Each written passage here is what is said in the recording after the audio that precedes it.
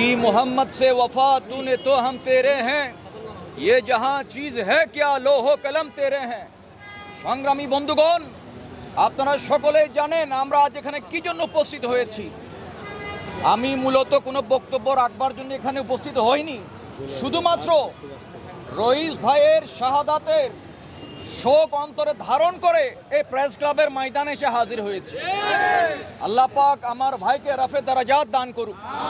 আপনারা 26-এ দেখেছেন যে হলুদ মিডিয়া কি অবস্থা করেছিল, সেদিন সমাবেশ বিশ্বের আনাচে কানাচে পৌঁছে গিয়েছে। আন্তর্জাতিক মিডিয়া তারা কার্পণ্য বিন্দু পরিমাণ করেননি। আমরা বলতে চাই, বলা হয়েছিল জুলাই যে আন্দোলন করা হয়েছে সেটি হয়েছে সম্পূর্ণ বৈষম্য মুক্ত করবার জন্য, কিন্তু আমরা দেখেছি তারা বৈষম্য যুক্ত করেছে। এখনো পর্যন্ত বৈষম্য মুক্ত সম্পূর্ণ সম্ভব হয়নি। আর বাংলাদেশ ইসলামী ছাত্র সেনা এটা রসুলে আরবির উসুলের উপর প্রতিষ্ঠিত।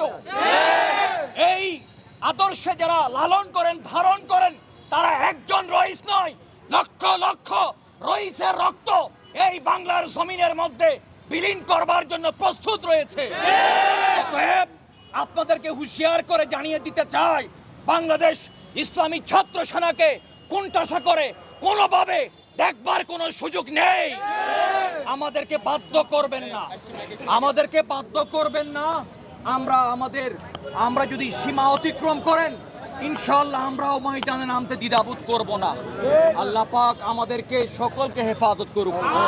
আসসালামু আলাইকুম ওয়া রাহমাতুল্লাহি ওয়া বারাকাতুহু।